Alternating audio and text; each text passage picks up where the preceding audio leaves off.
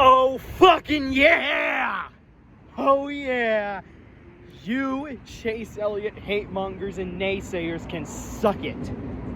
Suck it straight to oblivion, because your naysaying has been invalidated for the 7th fucking time in the Cup Series.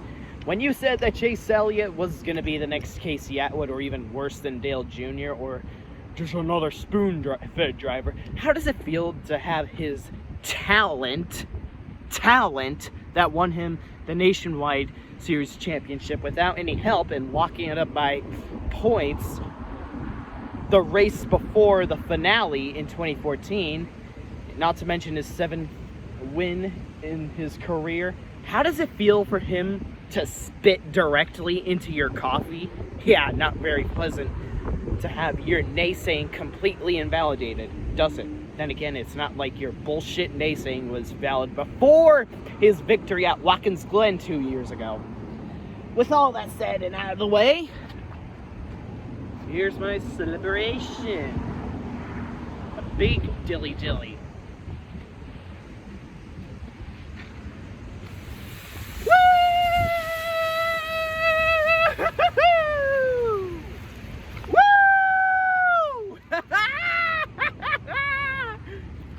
Good job, Chase. That was 1 in a fucking million. Dilly fucking dilly. Hell yeah. Hell to the actual fucking yeah. That right there was 1 in a million. You are a fucking badass, Chase. Hell yeah. Hell fucking yeah. Oh my god, I could literally actually cry tears of joy. Oh my god. Oh my god. Just let me get out of here.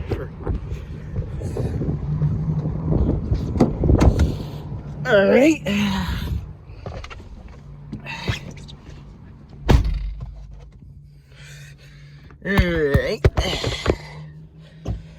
Alright. I'll keep this recording as I drive back home. Alright, let me talk about the race. I'm not going to look at the camera, of course. Oh, actually, just in case if I get distracted, how about I just leave it right there? You guys can still hear my voice, which is what matters. Alright. So, the race was overall kind of mediocre, to say the very least, because, of course, the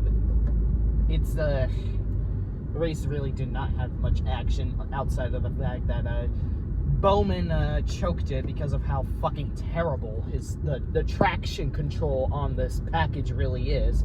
The closer you are to the wall, the more likely you're gonna fuck up your car up the ass and then lose your chance at winning. And even if you slightly touch the wall, you're fucked. And that's essentially what we just saw with Alex Bowman leading the race. So, yeah. There really wasn't much action outside of the leaders choking away their shot at winning this race. Like Kevin Harvick, who went from the race lead to be passed by Chase Elliott to then drop like a rock all the way back down to 10th. Like, really, that's like the most action you ever saw tonight. Outside, of course, Eric Almirola cutting Kyle Bitch's tire, and of course that 5 wide move, that very rare 1 in a million 5 wide on the front straightaway at Charlotte. That was gorgeous and insane. Then again, those are on the restarts normally. So, it's not like it was all a long-ass green flag run while that was unfolding, but still a gorgeous racing move that we saw nonetheless. It was absolutely beautiful looking at that. And beautiful and pretty nerve-wracking, to say the very least. But outside of that, out of all those said events that I mentioned in this video so far, there really wasn't really anything entertaining about this race, as a lot of leaders were able to stretch out their car lengths by 2 seconds, and of course the traction, which I already mentioned, ruining everyone's performances, making this whole race both this race and last race a lot harder than they need to be. Quite honestly, despite me being happy as all hell that Chase Elliott won, I actually would prefer the second Darlington race, the quality of the racing at the second Darlington race over this Charlotte race. It wasn't bad per se. It wasn't great either. It was more like just meh, just okay. I wouldn't really call it a race that we should have over and over and over again, because the traction is pretty terrible. So yeah, and quite honestly, since I am done with talking about the racing, I am happy in knowing the fact that Chase Elliott won this race for me. It just feels like an emotional victory. I am trying not to cry. I already cried enough in my announcement that Titan died 2 months ago, but so I'm sorry. It just felt like an emotional victory for me when Chase Elliott won just almost 2 months after Titan passed away. It just feels very impactful that he would go out of his way to race like a boss. He may have failed the first 2 attempts on the first 2 races he should have won, whether it be by a JGR clown or NASCAR inconsistency, but nevertheless, he did pull through, finally, last night. And I couldn't have had it any other way, and I'm going to say it, this was my favorite Chase Elliott victory ever. I couldn't love Chase Elliott any more than I really do right now, because he is a badass. He doesn't take shit from anyone. He is a charming man. He's fucking relentless against his asshole enemies. Shows why you should not fuck with him ever. Everything I like in a driver. He is one of the most badass youngsters in NASCAR.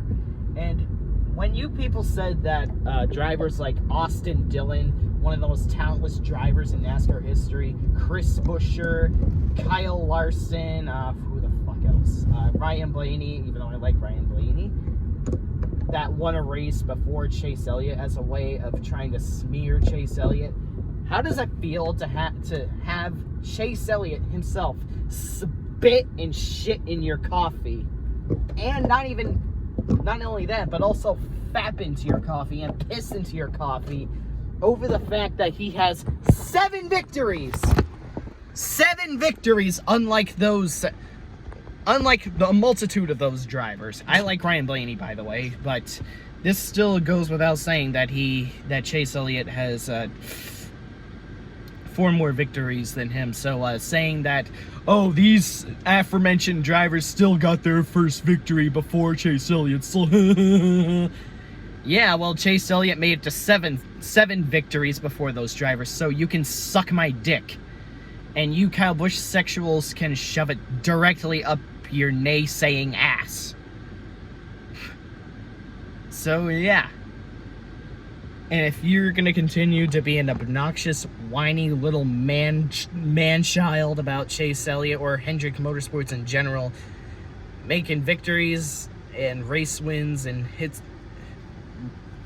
race records or whatever the fuck, you can fuck off, eat shit, dwell in your basement, cry yourselves to sleep, come over here and ask for forgiveness, and then fuck off again. Go fuck yourselves. Shove it up your ass. You Busch sexuals can go fuck yourselves. Go fuck yourselves. And for all you people saying that 2 years ago saying that Eric Jones got a win before Chase Elliott, therefore JGR is supposedly better than Hendrick Motorsports as a whole, and that Chase Elliott will never make it to his first victory. Again, how does it feel for Chase Elliott to incinerate your naysaying and low expectations of him into oblivion? Nuclear dust is where your bullshit low expectations of him is now the state of your bullshit memes, your bullshit naysaying. You can go fuck yourselves. Hard. You can find the rustiest pole on the planet and fuck yourselves. Because Your naysaying is nothing now. Absolutely nothing. You lost. We won. Go fuck yourselves. You can continue to cry in your dark, damp, moldy basements while we celebrate our balls off. Because Chase Elliott did all he can to really show his worth. And he has shown it the last several years and has shown to all those JGR goons why you should never fuck with him. And as a matter of fact, he didn't even need to dump Kyle Busch. He already did that bow in the truck series, even though I really do not approve of Chase Elliott driving in the lower series. You guys already know how I feel about that sort of stuff. Because Cup drivers, especially past champions, looking at you, Kyle Busch, Joey Logano, Brady Keselowski, and Kevin Harvick, especially you said drivers should not be in that lower series. I like Chase Elliott, but it still was not his or any other Cup driver's place to do it. Though the only difference is that Chase Elliott isn't a past champion. Kyle Busch, on the other hand, who has, even before he won a championship, he should know better than to just leech off of race wins, leech off of money from rookies and old veterans trying to save their careers and make a living and name for themselves. It should be the moral thing to do is to keep to your own top tier league. But hey, nevertheless, sorry that I got a little bit long-winded right there, went on a tangent. I like that Chase Elliott did a jab at Kyle Busch by doing that stupid-ass bow, and then Kyle Busch went off this appeal to sympathy fallacy as a way of trying to denigrate Chase Elliott's victory over him. You know how you guys say that Kyle Busch is genuinely sorry for dumping Chase Elliott and that he would do everything to consolate for him? How does it feel for Kyle Busch himself to even plant your bullshit excuses and apologism in the dirt? Yeah, it's not very pleasant, isn't it?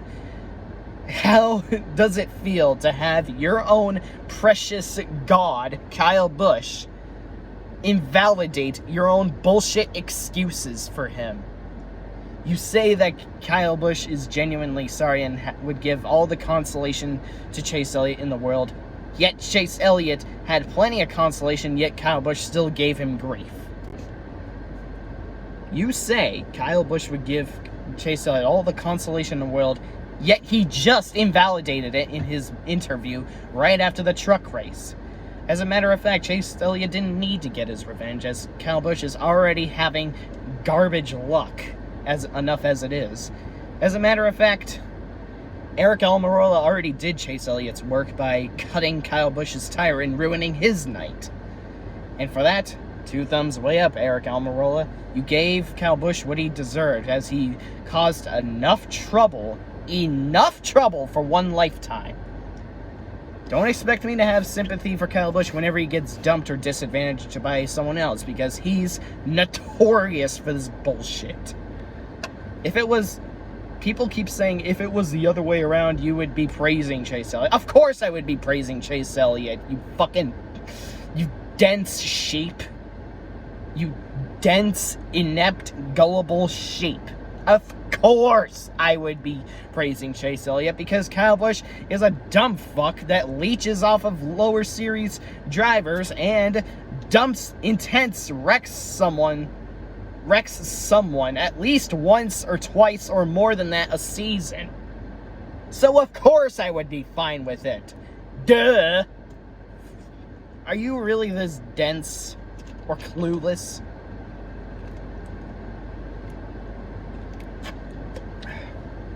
Some good fucking Mountain Dew. I decided to buy it because it's a good celebration to celebrate Chase Elliott's victory, as he damn well deserves every last victory he is getting, no matter what excuses that everyone tries to grab a shovel and mine directly out of their rectum. It's like they are so desperate for any excuse that they shove a shovel up their ass and dig whatever excuse they can out of their ass. because they are that desperate to undermine Chase Elliott's largely present talent. He has a lot more victories to come, ladies and gentlemen. Mark my words. No matter how much you're going to be a naysayer to Chase Elliott, your low expectations will continue to be forgotten, just like all those Chase Elliott hasn't won a race yet memes. I can absolutely promise you that, especially after his heavenly seventh win. Heavenly seventh win. Alright, I think that's about does it for this video. So, I know I have more things to say. I know I am well known for giving Cup drivers grief for participating against lower series drivers in the lower series, but with Chase Elliott, it was completely different. It's not like he runs every single fucking race or tries to leech off of money to enhance his team. Not like because his number 9 team is already big enough. I mean, if any Cup driver wants to compete in the lower series so much, why not just compete in a low-tier team that actually needs help with their fundings? But no, they had to race in the most very well-equipped car possible. But I digress. To wrap this video up, thank you, Chase Elliott, for winning for me after these last 2 months have been absolute hell for me. Thank you for providing me remedy by winning that race. Just like how Jimmy Johnson won for me after my cat, Patrick, died, who is the brother of my oldest cat, Carrie. Chase Elliott does the same for my dog, Titan. Thank you, Chase Elliott. I will forever love you because of that. I will never not love you. No homo, by the way.